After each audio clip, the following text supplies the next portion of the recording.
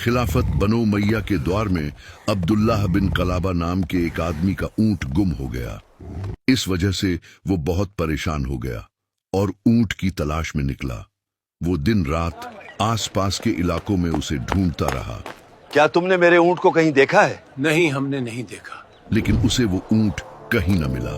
ऐसे ही तलाश करते करते वो अदन नाम के शहर से दूर एक जंगल में चला गया।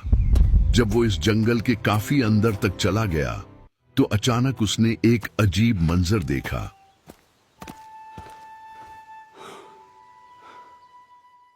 उसे दूर जंगल के बीचों बीच एक शहर नजर आया। जब वो करीब पहुंचा तो उसने देखा कि शहर के चारों तरफ एक दीवार बनी हुई है। शहर के आसपास बहुत सी ऊंची ऊंची खूबसूरत इमारतें बनी हुई हैं और उन इमारतों के ऊपर झंडे लगे हुए हैं। यह देखकर अब्दुल्लाह के दिल में ख्याल आया कि इस शहर के अंदर जाकर पूछता हूं, शायद मुझे यहां अपने ऊंट की कोई खबर मिल जाए। लेकिन जब वो करीब पहुंचा तो वो हैरान रह गया। जितना वो आगे बढ़ता गया उतना ही उसे अजीब लगने लगा कि इतना बड़ा शहर सामने है मगर कहीं भी कोई इंसान नजर नहीं आ रहा। उसने अपना ऊंट जिस पर वो सवार होकर आया था उसे शहर के बाहर ही एक तरफ बांध दिया और एहतियात के तौर पर तलवार हाथ में पकड़ी और आहिस्ता आहिस्ता शहर की तरफ बढ़ने लगा। जब वो करीब पहुंचा तो उसे दो बहुत बड़े दरवाजे नजर आए। फिर जब वो दरवाजों के करीब गया तो उसके कदम रुक गए और वो हैरानी से उन्हें देखने लगा। वो दरवाजे इतने ऊंचे और इतने बड़े थे कि उसने अपनी पूरी जिंदगी में इतने बड़े दरवाजे नहीं देखे थे। और वो दरवाजे किसी आम लकड़ी के नहीं बल्कि एक कीमती और खुशबूदार लकड़ी के बने हुए थे और उन पर जगह जगह लाल और जर्द याकूत जड़े हुए थे। उन याकूत पत्थरों की रोशनी से पूरा दरवाजा जगमगा रहा था। वो हिम्मत करके अंदर दाखिल हुआ। जैसे ही अंदर कदम रखा तो उसकी आंखें हैरत से खुली की खुली रह गई। जो मंजर उसने वहां देखा वो उसकी सोच से कहीं आगे था।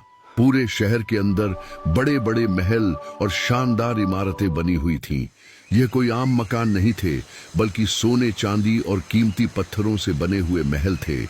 दीवारें खालिस मोतियों से जगमगा रही थीं। याकूत और जुमर्रिद के पत्थरों की चमक चारों तरफ रोशनी फैला रही थी। उन इमारतों के पिलर जबरजद और सुर्ख याकूत के पत्थरों से बने हुए थे। उन महलों के ऊपर जगह जगह खिड़कियां बनी हुई थीं। हर खिड़की सोने और चांदी से बनी हुई थी और मोतियों से सजी हुई थी। उन महलों के आसपास शानदार बागात थे। हर तरफ हरे भरे दरख्त खड़े थे और उन दरख्तों पर हर तरह के फल लगे हुए थे और दरख्तों के नीचे नहरें बह रही थीं। ये सब कुछ देखकर वो बहुत परेशान हो गया। फिर उसने सोचा कि शायद ये वही जन्नत है जिसका अल्लाह ने अपने नेक बंदों से वादा किया है। फिर वो खुशी से कहने लगा कि ऐ अल्लाह, तेरा शुक्र है कि तूने दुनिया ही में मुझे जन्नत दिखा दी। फिर उसने उन कीमती पत्थरों और मोतियों को उखाड़ने की कोशिश की लेकिन बहुत ही थोड़े से निकालने में कामयाब हुआ क्योंकि वो बहुत ही मजबूती के साथ जड़े हुए थे। उसने याकूत और जुमर्रिद के बड़े पत्थरों को भी निकालने की कोशिश की लेकिन वो नाकाम रहा। फिर जो कुछ उसके हाथ लगा वो लेकर वापस अपने ऊंट की तरफ गया और उसी रास्ते से वापस चल पड़ा जहां से वो आया था। जब वो यमन वापस पहुंचा तो उसने लोगों को सारा वाकया बताया और उन्हें वो पत्थर और चीजें दिखाईं जो वहां से वो लाया था। ये सुनकर लोग बहुत हैरान हुए और हर तरफ ये खबर फैल गई कि अब्दुल्लाह बिन कलाबा ने एक जन्नत जैसा शहर देखा है। और इस तरह ये बात उस दौर के खलीफा मुआविया तक पहुंची। खलीफा ने अपने एक गवर्नर को लेटर लिखा और उसे कहा कि उस आदमी को मेरे पास भेज दो जो अजीब शहर देखकर वापस आया है। जब अब्दुल्लाह बिन कलाबा को खलीफा के पास लाया गया तो उसने उसको अकेले में बुलाकर सारी तफसील पूछी। अब्दुल्लाह ने पूरा वाकया सुनाया और बताया कि वहां ऐसे महल और इमारतें थीं जो सोने, चांदी, मोतियों, याकूत और जुमर्रिद से बनी हुई थीं। बागों में हर तरह के फल लगे थे जिनके नीचे नहरें बह रही थीं और पूरे शहर में कोई इंसान नजर नहीं आ रहा था। वहां पर कोई इंसान नहीं था। ये सुनकर खलीफा हैरान रह गया। फिर उसने काब अल इबादा नाम के आदमी को बुलाया जो पुरानी किताबों का इल्म रखता था और उससे पूछा, क्या तुमने किसी किताब में पढ़ा है कि दुनिया में कोई शहर ऐसा भी मौजूद है जो सोने और चांदी से बनाया गया हो, जिसके पिलर जुमर्रिद और याकूत के हों, इमारतें और खिड़कियां मरवारीद और मोतियों से सजी हों और दरख्तों के नीचे नहरें बहती हों? काब ने जवाब दिया, हाँ, ये शहर आद के बेटे शदाद ने बनाया था, वही आद जिसकी कौम को कौम आद कहा जाता है। आद के दो बड़े बेटे थे, शदीद और शद्दाद। शदीद पहले मर गया, लेकिन शद्दाद ने जवान होकर अपने बाप की हुकूमत संभाल ली और बादशाह बन गया और पूरी दुनिया पर हुकूमत करने लगा। शद्दाद को किताबों और इल्म का बहुत शौक था। वो हर वक्त नए किस्से और कहानियां पढ़ता और सुना करता था। जब वो जन्नत के मंजर की तारीफ सुनता, जिसमें जुमर्रिद और याकूत की इमारतें, मरवारीद से सजे हुए महल और खुशबूदार लकड़ी के फर्श होते हैं, तो उसके दिल में ख्वाहिश पैदा हुई कि दुनिया में भी ऐसा शहर बनाया जाए। शद्दाद ने फैसला किया कि वो अपने ख्वाब का शहर हकीकत में बनाएगा। उसने 100 आदमियों को मुंतखब किया और उन्हें हुक्म दिया कि वो इस शानदार शहर की तामीर करें, और उन 100 में से हर एक आदमी के साथ 1000 मजदूर भी मुकर्रर किए गए ताकि काम जल्दी मुकम्मल हो। शद्दाद ने उन सब से कहा कि एक जंगल में सबसे अच्छी और बेहतरीन जमीन तलाश करो और वहां मेरे लिए ऐसा शहर बनाओ जो सोने, चांदी और कीमती पत्थरों से बना हो। ये हुक्म सुनकर वो लोग हैरान रह गए।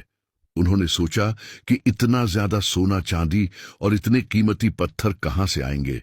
एक आदमी ने हिम्मत करके शद्दाद से पूछा, बादशाह, इतना सोना, चांदी और कीमती पत्थर कहां से आएंगे?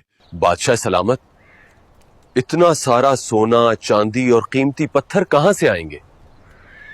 शद्दाद मुस्कुराकर बोला, शायद तुम नहीं जानते, दुनिया के सारे मुल्क मेरे कब्जे में हैं।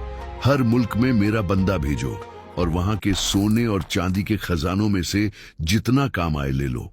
इस तरह वो लोग 10 साल तक हर मुल्क से कीमती सोना, चांदी और कीमती पत्थर जमा करते रहे। फिर अगले 300 साल तक वो शहर बनता रहा। जब शहर की तामीर मुकम्मल हो गई तो लोगों ने शद्दाद को खबर दी कि काम खत्म हो गया है और वो शहर बिल्कुल वैसे ही बन गया है जैसे वो चाहता था। फिर शद्दाद ने हुक्म दिया कि उस शहर के चारों तरफ एक दीवार बना दो ताकि कोई भी आसानी से अंदर ना आ सके, और उस दीवार के चारों तरफ हजारों दरख्त लगाओ ताकि शहर की खूबसूरती और भी बढ़ जाए। लोगों ने शद्दाद के हुक्म के मुताबिक सब कुछ तैयार किया।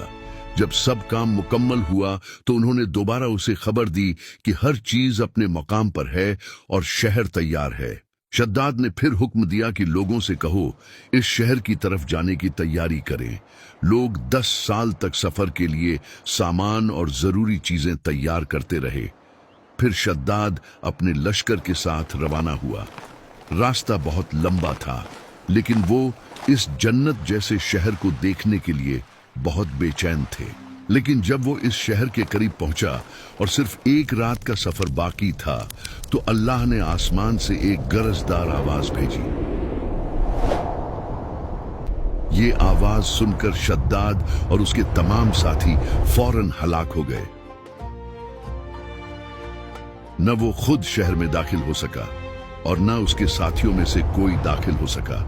फिर काब ने बताया कि मेरे इल्म के मुताबिक नबी अलैहिस्सलाम के जमाने के बाद एक आदमी इस शहर में दाखिल होगा जिसके बाल सुर्ख रंग के होंगे और उसका कद छोटा होगा, और वो अपने ऊंट की तलाश में शद्दाद की इस जन्नत तक जा पहुंचेगा और फिर उसके अंदर दाखिल होगा। जब खलीफा ने अब्दुल्लाह को काब के सामने बुलाया तो काब ने एकदम से कहा, खुदा की कसम, यही वो आदमी है जिसकी निशानियां बताई गई हैं। और इस तरह शद्दाद अपनी इस जन्नत को देख भी न सका जिसे वो कई 100 सालों तक बनवाता रहा।